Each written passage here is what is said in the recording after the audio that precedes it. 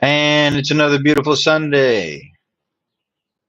This is the week 10 check in, or recap, I guess, actually.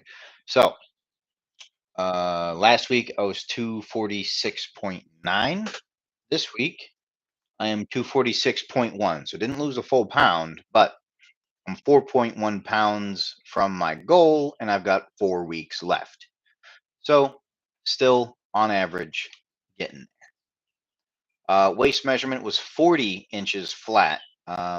The last time I measured it was a few weeks ago. That was like 40 and 3/4 or something. Um, so that's cruising right along.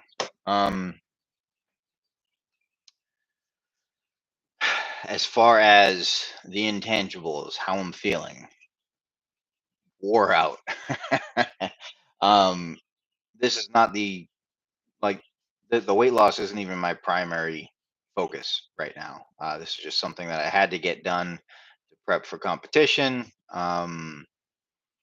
So got a whole bunch of other things that I do before weight loss even comes into my mind. Uh, those have been taking up a lot of time, so I've been really cramming this in. But that's why I'm only losing 1 pound a week. I know with my schedule right now, there's no way I'd be losing 2 pounds a week. So let your priorities and resources dictate your schedule. Said that before, and I'm proving it right now.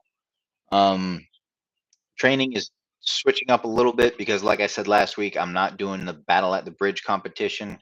Um, no point going all the way to Pennsylvania and trying to earn a national spot when I cannot go to nationals this year.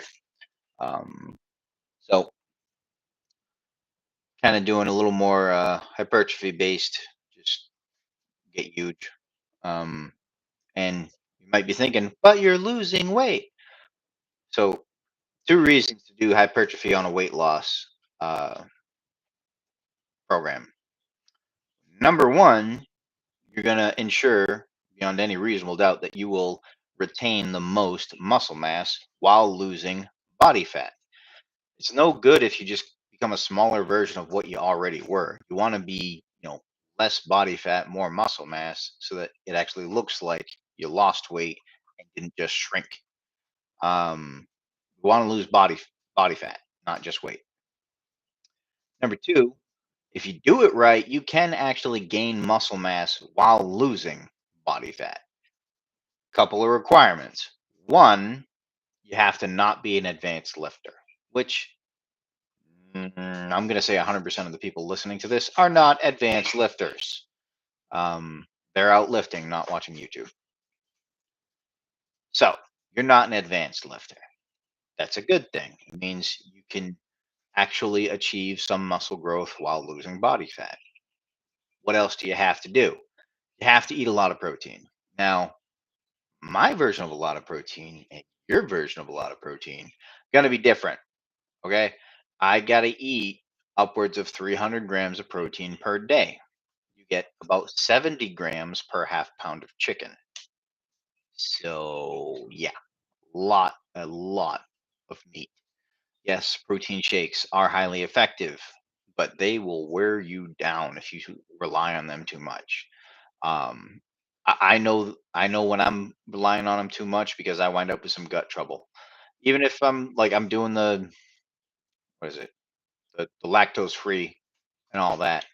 It's just my body doesn't like having a whole bunch of whey protein. Um, but it's not a great way to live anyway. I'd rather be eating food, steak, chicken, pork, whatever. Um, Fish. Oh, I've been craving fish.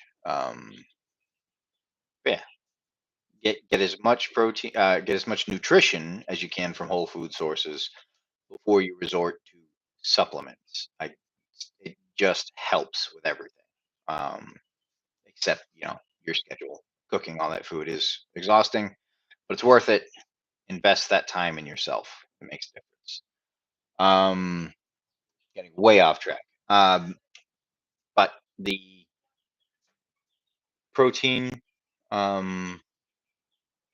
has to be very high, and so there's a fancy equation. Um, I I just kind of do 1 gram per pound of body weight plus P for plenty.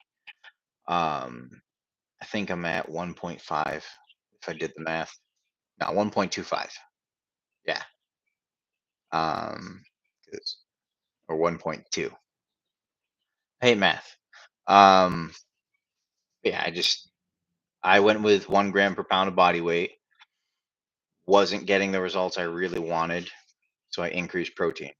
Um, and when I follow the nutrition plan, it works really well. I don't crave a whole lot of food because I'm getting enough. You eat a couple pounds of steak a day, you don't have very many cravings. Um, yeah. So the only reason not to eat 500 grams of protein a day is that it takes away from the rest of your nutrition. Um, you you need fatty acids to survive, so you need to get enough fat, but you typically are going to be eating leaner protein sources because you get a lot of fat in the fatty sources. Um, so that's a little game you got to play with yourself. And yes, too much saturated fat for too long has been shown to cause issues. The data is there. It's not perfect, which is a very key factor, but it is at least suggestive that if you have very high saturated fat, I mean like 30 to 40% of your calories is coming from saturated fat. That has been shown over long term to have some negative consequences. Now, I don't understand why. So there's a little more research to be done there. I have not seen in the data, hey, this this much does this to your body, and that creates the problem. I haven't seen that. I've only seen people who did this had this problem. It sounds like semantics, but when you go into research, it does make a difference. You want to understand the actual mechanism. Um, so I haven't seen fit people go through that whole um, proof of the problem kind of thing. Root cause analysis. That's the word. But at the very least, it doesn't seem to be a great idea. So vary up your fat intake. Keep the saturated fats around 10% total intake. Um, and then the rest of it get from other fat sources. It's just a good idea to diversify your intake anyway. Um, Olives, avocados, probably my two big ones. And not for like any superfood reason. It's convenient and they taste good. Um, I could get more sciencey behind it, but I don't, so I'm not worried about it. And my blood work has been great. Um, that's another thing. Definitely get your blood work checked. If you're doing any kind of major change to your body, keep tabs. Find a trusted medical professional. I've had a lot of not trustworthy ones. Kind of what I was just stuck with, so I had to learn a lot of this myself. And fight with them on a daily basis. Well, wouldn't be daily, be yearly, but anyway. So you have to keep an eye on what your body's actually doing so that you know that your nutrition is keeping you healthy. Pretty simple. Um, High protein. I don't even know how I got on the top. Oh, you need fatty acids to survive. Can't go 500 grams. Got it. Um, and carbohydrates are not required for survival, but they are very useful for performance. Um, and vegetables are an easy, efficient way to get vitamins. Yes, steak has lots and lots of vitamins, but veggies per calorie, or what is it? Vitamins per calorie for vegetables is insanely low. So it's very convenient to get your vitamins that way. Um, oh, I did tell you guys I started a new multivitamin last week, Animal Pack. I do feel a difference. I am like, there's a minor change, but it is significant enough to notice. So I was definitely missing something in my nutrition previously. This is now helping. Uh, what else? Oh, yeah, grow. I'm sorry, I'm distracted today. Gaining muscle mass while in a calorie deficit or on a weight loss program.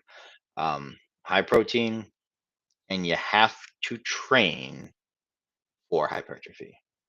You have to train effectively and frequently. What does all that mean? You can't dance with dumbbells. The pink dumbbells aren't going to help you grow muscle. Ladies, if you're trying to tone, pink dumbbells are not your friend. That's not doing anything for you. You're wasting your time. Your muscles need two things to grow muscle. Uh, brain. Your body wants two things before it stimulates muscle growth. It needs high amounts of tension in the muscle. How do you get high amounts of tension? With effective load. It needs to be heavy. Now, you need to achieve this tension over a long enough time span in order to cross your threshold. Now, the newer you are to this, the lower that threshold is. So, great news. If you haven't lifted weights before, as soon as anything feels heavy, you're starting to get some stimulus, good to go. You do have to continue chasing that stimulus by adding weight or tension over time as you progress. The other thing it needs is metabolic waste. Your muscles produce, oh, I'm losing the proper term. We all call it lactic acid, but that's not actually an accurate term. But you know what I'm saying when I say it. When you get the muscle burn, that's your muscles metabolic waste. You've got more CO2 in there because you've burned up the oxygen, and then the process of, well, I don't want to get too scientific, but your muscles use a specific process to break down nutrients to generate energy. There's a waste product. It makes your muscles burn. As simple as I can put it. But your muscles need that in order to effectively. It's probably not the right term.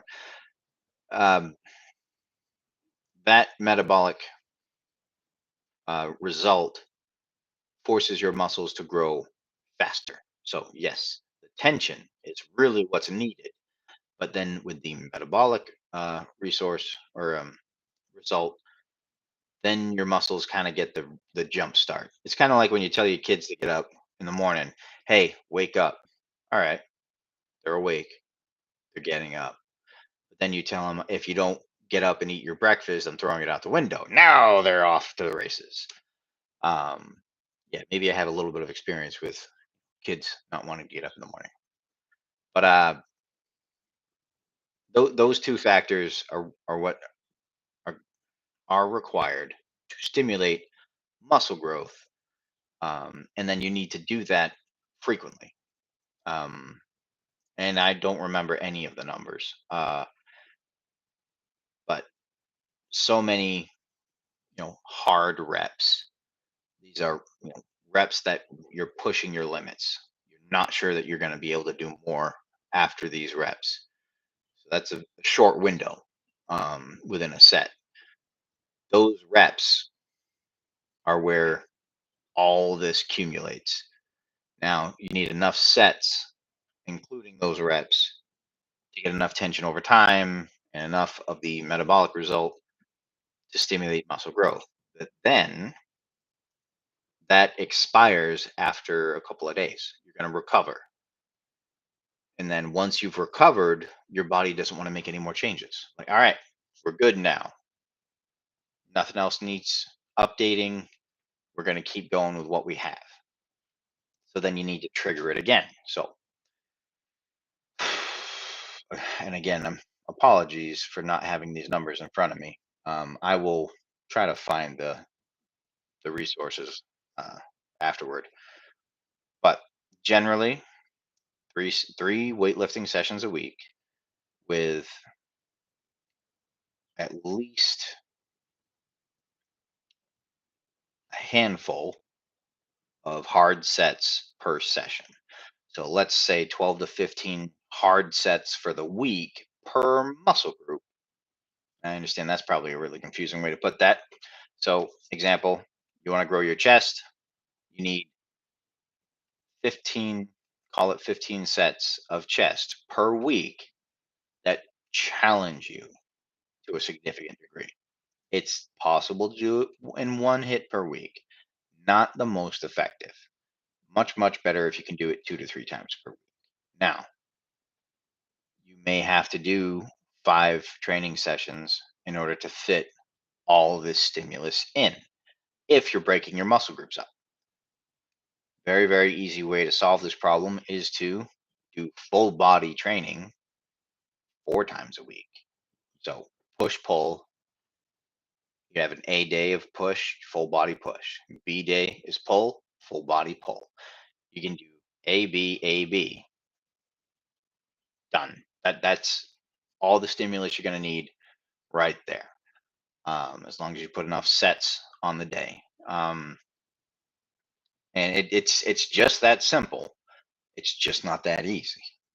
Um, you have to push yourself every session, and there are um, deload weeks that you can take. You're not going to lose anything. You can maintain with just a couple of sets. And that's the fun part. You can maintain what you have, 3 to 5 sets per week per muscle group. Um, it's really not much. You're not going to lose all your gains if you're not killing yourself in the gym every day. But if you want to make a change, you want to grow, you really need to ratchet up the intensity and frequency. So there's your muscle growth tutorial uh, in no organized fashion. But that's all I got for today. I got to get to the gym, and my wife is actually going to join me today, which makes me very happy.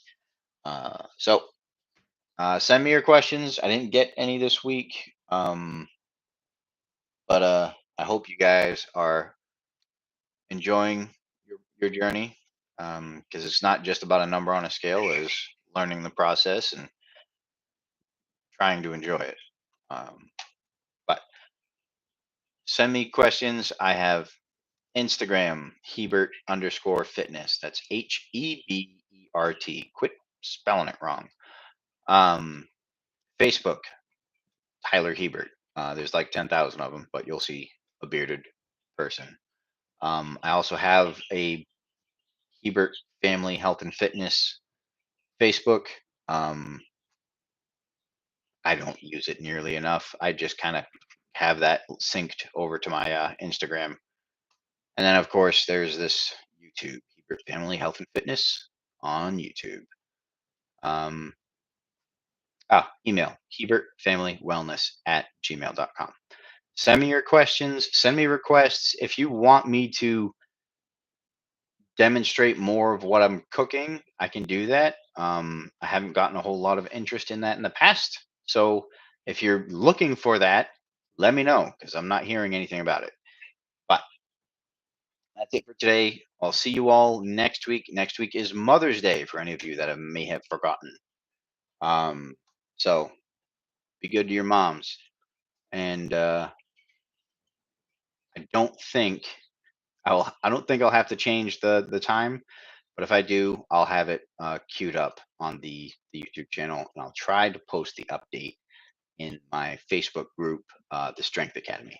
So best of luck. Have a great week. See you guys on the 11th. Be well. Be strong.